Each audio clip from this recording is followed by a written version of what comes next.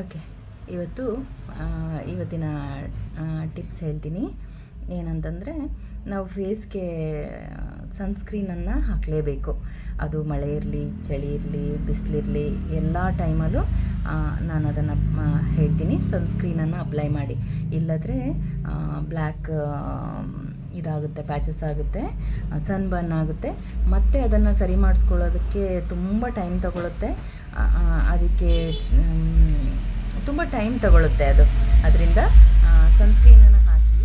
Last time ನಾನು ಮಾರ್ಚಲ್ಲಿ ಮೈಸೂರು ಹೋಗಿದ್ದೆ. ಆಗ ನನ್ನ ಸನ್ಸ್ಕ್ರೀನ್ ಖಾಲಿಯಾಗಿತ್ತು. ನಾನು ಸನ್ಸ್ಕ್ರೀನ್ ತೊಗೊಂಡು ಹೋಗಿರಲಿಲ್ಲ. ನಾವು ವಾಟರ್ ಪಾರ್ಕಿಗೆ ಹೋಗಿದ್ವಿ. ನಾವು ಸಂಜೆ ಬರೋ ಅಷ್ಟೊತ್ತಿಗೆ ಪೂರ್ತಿ ಹಣೆ, ಮೂಗು, ಚೀಕ್ಸ್ ಎಲ್ಲ ಬ್ಲ್ಯಾಕ್ ಆಗಿತ್ತು, ಎಲ್ಲ ಪೀಲ್ ಆಗ್ತಾಯಿತ್ತು.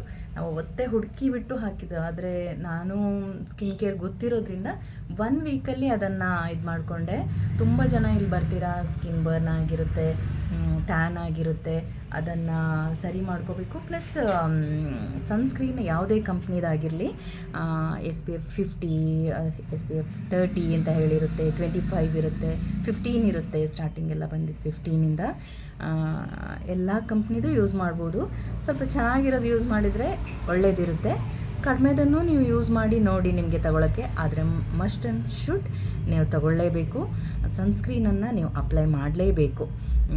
ಡೈಲಿ 2 ಟೈಮ್ಸ್ ಅಪ್ಲೈ ಮಾಡಿ. ಬೆಳಿಗ್ಗೆ ಹಾಕಿದರೆ ಸಂಜೆ ತನಕನೂ ಅದನ್ನು ಹಾಕಿದ್ದೀನಿ ಅಂತ ಇರಬೇಡಿ. ಆಫ್ಟರ್ನೂನ್ ಒಂದು ಸಲ ವಾಶ್ ಮಾಡಿ, ಇಲ್ಲ ವೆಟ್ ವೈಪ್ ಮಾಡಿ ಅದನ್ನು ಹಾಕ್ಕೊಳ್ಳಿ. ಸ್ಕಿನ್ ಚೆನ್ನಾಗಿರುತ್ತೆ. ಚೆಂದ ಕಾಣಿಸ್ಲಿಕ್ಕೆ ಟ್ರೈ ಮಾಡಿ. ಏಕೆ ಅಂತಂದರೆ ಫೇಸೇ ತುಂಬ ಇಂಪಾರ್ಟೆಂಟು. ಪ್ಲಸ್ ನಾವು ಚೆನ್ನಾಗಿ ಕಂಡ್ರೆ ಎಲ್ಲರಿಗೂ ನಾವು ಇಷ್ಟ ಆಗ್ತೀವಿ. ಪ್ಲಸ್ ನಮ್ಮನ್ನು ನೋಡೋ ರೀತಿಯೇ ಬೇರೆ ಇರುತ್ತೆ. ನಾನು ನಾರ್ಮಲಾಗಿ ಡ್ರೆಸ್ ಹಾಕ್ಕೊಂಡು ಹೋದಾಗ ಒಂದಿನ ಇನ್ಸಿಡೆಂಟ್ ಆಗಿತ್ತು.